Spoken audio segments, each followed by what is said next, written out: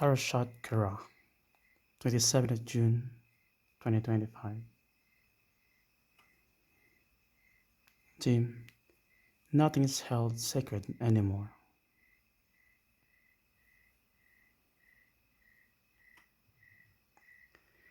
Parashat Korach centers around family feuds, character assassination, plagues, natural disaster, and acts of God, especially acts of God, who is certainly not a silent spectator.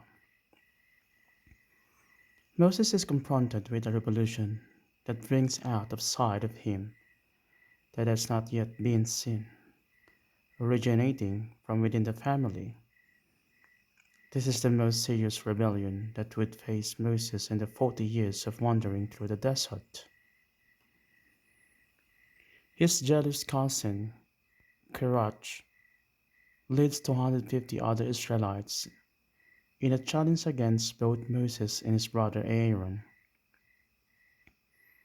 As it typical would be on surface, who must attract a popular following to succeed, Korach posed as a champion of the masses and tried to discredit Moses.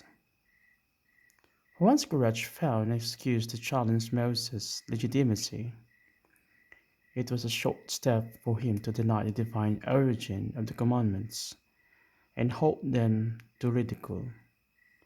For if Moses could be suspected of appointing his brother high priest in an act of gross nepotism, why could it not then be accused of fabricating commandments that had no basis in logic or God's will?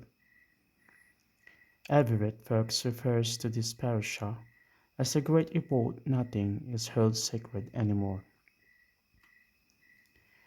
Korach complained about the religious status of the Levites. He was descended from the Levi himself and thus was qualified to perform high duties in the service of the Lord at the tabernacle. But he wanted more. His passion was to assume the role of priest, and he used deception to advance this claim. Moses' leadership is clearly challenged. On the journey from Egypt to the Promised Land, Moses always pleaded with God to be understanding and merciful in dealing with the offenses committed by the people. Now Moses' attitude changed when Korach questions his authority. Moses seeks only justice. Stung by personal assault, Moses falls face downward. One thing is clear. He believes if his leadership of the people was really from God, then no one could be allowed to challenge what God has ordained. If the rebels were to get away with it once, it would strip all authority from him and from any future leader who would replace him. Moses also realized that although this was an attack on his personal standing in the camp, it was by extension really against God. Korach's rebellion against Moses was sparked by his vision of a nation which everyone would be alone under one sub. Moses understood that such a situation would quickly deteriorate into anarchy. An authority must rule lead the individuals and forge them into a cohesive unit capable of fulfilling its national destiny.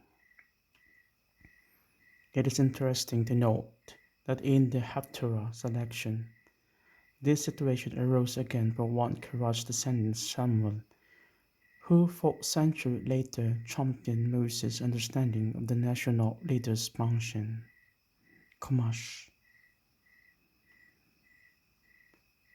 For reflection and discussion, leadership involves both power, the ability to do something, and authority, the permission to do it. In your role as a leader, what powers do you exercise? What is the source of your authority? Conflicts tend to follow a common spiral. Broken trust, breakdown in communication, ascribing negative motivation, uncharitable interpretation of events, and unresolved anger. The list is endless. Why do you see these patterns in conflicts today?